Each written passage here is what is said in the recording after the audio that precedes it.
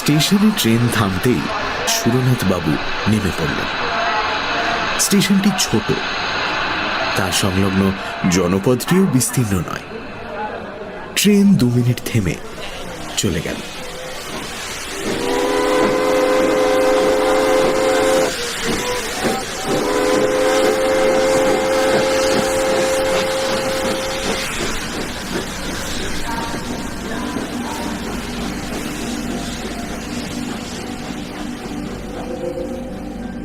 সুরনাথ ঘোষ একজন postal inspector.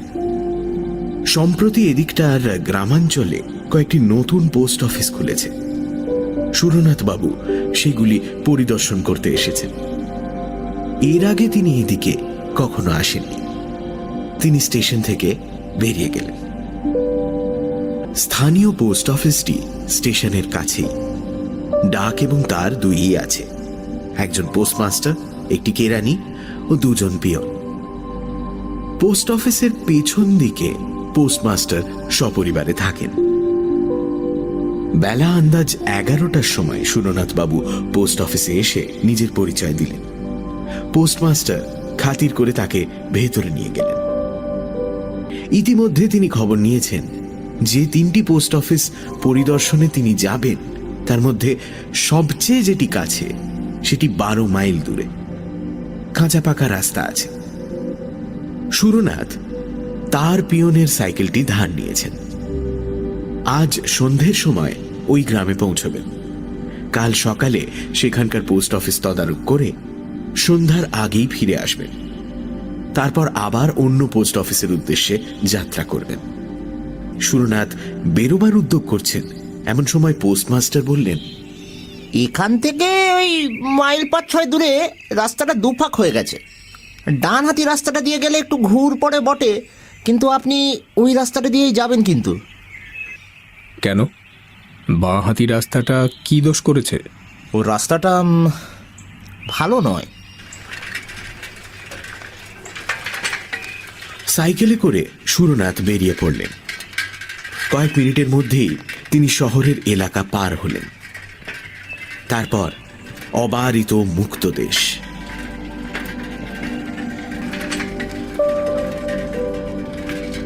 তিনি যখন 6 মাইল পথ অতিক্রম করেছেন, তখন সূর্য পশ্চিম দিকে অনেকখানি ঝুলে পড়েছে। সামনে 2টি পথ ক্রমশ আলাদা হতে হতে ধনুকের মতো বেঁকে গেছে। সুরনাথ পথের সন্ধিস্থলে সাইকেল থেকে নামলেন। সামনে পেছনে কাছে দূরে জনমানব নেই। সুরনাথ একটু চিন্তা করলেন।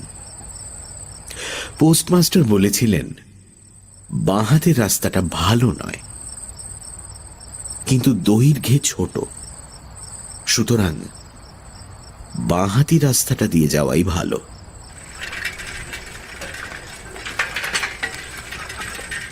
সুরনাথ সাইকেলে চড়ে বাঁ হাতি রাস্তাটা ধরলেন। পোস্টমাস্টার মিথ্যে বলেননি। পথ অসমতল ও পাথরে ভর্তি, কিন্তু সাবধানে চললে আছাড় খাওয়ার ভয় নেই। সুরনাথ সাবধানে অথচ দ্রুত সাইকেল চালালেন।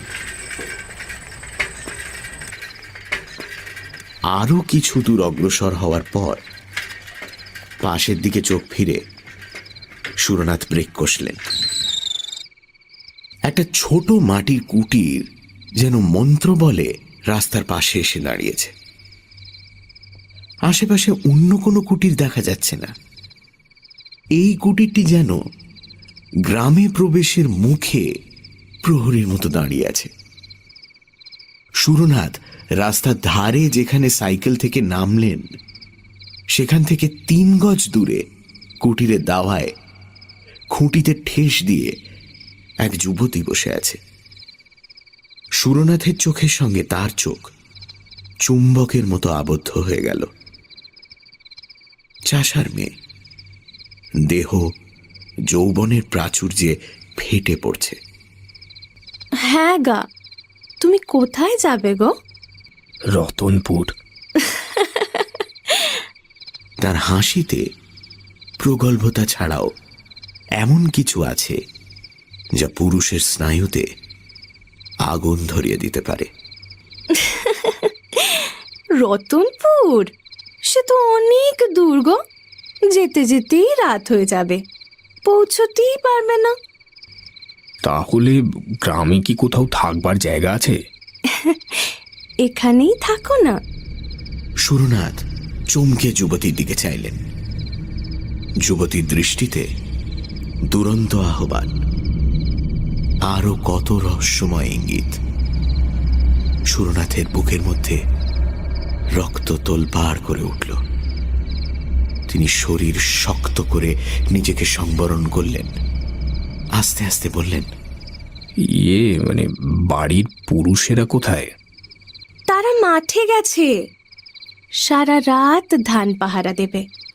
মাঠে ধান পেকেছে তো, পাহারা না দিলে চোরে চুরি করে নিয়ে যাবে। তা যদি অসুবিধা না হয় এখানেই থাকবো। যুবতী আবার খিলখিল করে হাসল। প্রায় অন্ধকারে তার হাসিটা বিদ্যুতের মতো ঝলকে উঠল। সে বলল, তোমার গাড়ি দাওয়ায় তুলে রাখো, আমি আসছি। যুবতী ঘরে প্রবেশ করল। সুরনাথ বসে চিন্তা করতে লাগলেন। তার মানসিক অবস্থার বর্ণনা অনাবশ্যক। তীরবিদ্ধ হরিণ, আগুনের দিকে ছুটে যাওয়া পতঙ্গের মানসিক অবস্থা কে কবে বিবৃত করেছে? এই নাও, চা এনেছি। আমি রান্না চড়াতে চললুম। না না, আমার জন্য আবার রান্না কেন? ঘরে মুড়ি মুড়কি যদি কিছু থাকে তাই খেয়ে শুয়ে থাকবো। ও মা, মুড়ি মুড়কি খেয়ে কি শীতের রাত কাটে গো? রাত উপসী হাতি টলে। তোমার অত লজ্জায় কাজ নেই, 1 ঘন্টার মধ্যেই রান্না হয়ে যাবে। যুবতী চলে গেল। সুরনাথ চায়ের বাটিতে চুমুক দিলেন। পেতলের বাটিতে গুড়ের চা, কিন্তু খুব গরম। তাই ছোট ছোট চুমুক দিয়ে পান করতে করতে তার শরীর বেশ চাঙ্গা হয়ে উঠল। সুরনাথ লক্ষ্য করলেন কুটিরের মধ্যে 2টি ঘর, একটি রান্নাঘর, অপরটি বোধহয় শোয়ার ঘর। তিনি অনুমান করলেন দাওয়ায় মাদুরের উপর তার শোয়ার ব্যবস্থা হবে। তাই ভালো। কোনো মতে রাত কাটিয়ে ভোর হতে না হতেই তিনি চলে যাবেন।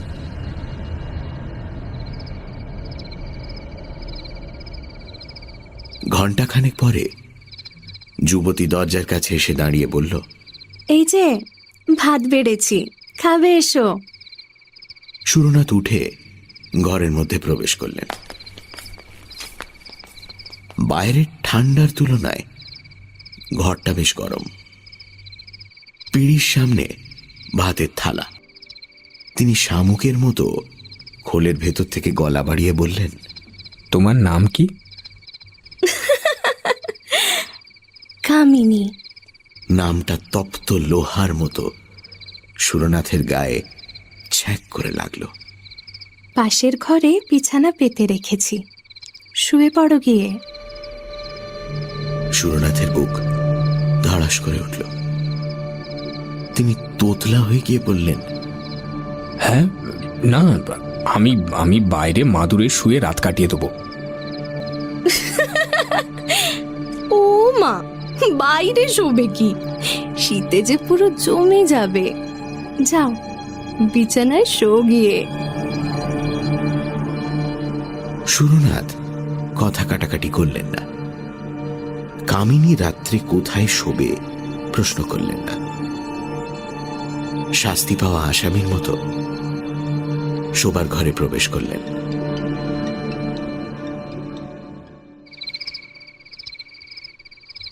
ঘরে দীপ জ্বলছে, মেঝের ওপর বিছানা, শুয়ে পড়লেন।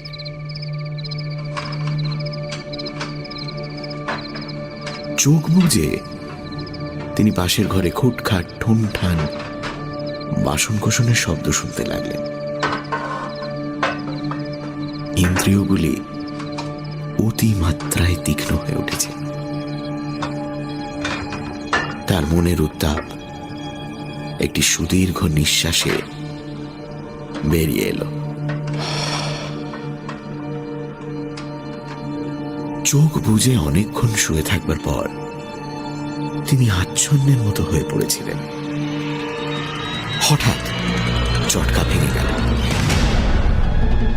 তিনি চোখ খুলে দেখলেন কামিনী নিঃশব্দে কখন তার বিছানার পাশে এসে বসেছে। তার মুখে বিচিত্র হিংস্র মধুর হাসি।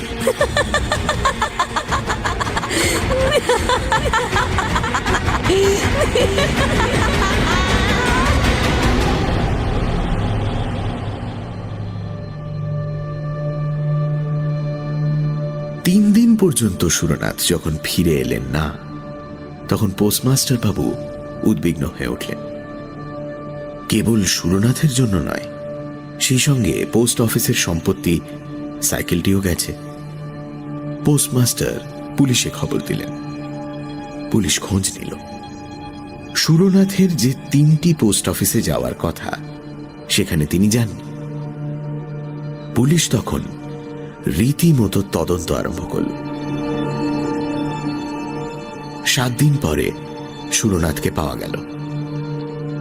বাঁহাতি রাস্তায় একটিও কুটির নেই। সেই রাস্তার পাশে ঝোপঝাড়ের মধ্যে তার মৃতদেহ পড়ে আছে। সাইকেলটা কাছেই মাটিতে লুটিয়ে পড়ে আছে।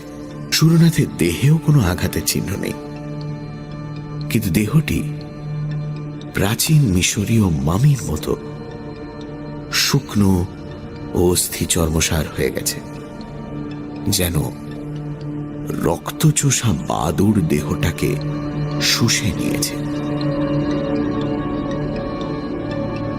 আহারে, ডাইনির হাতে পড়েছিলেন। কামিনী ডাইনি এখনো তল্লাটে আছে। মায়া বিস্তার করে বেচারিকে টেনে নিয়েছিল। আমি ইন্সপেক্টর বাবুকে সাবধান করে দিয়েছিলাম, বলেছিলাম বাঁহাতি রাস্তাটা ভালো নয়, কিন্তু উনি শুনলেন না।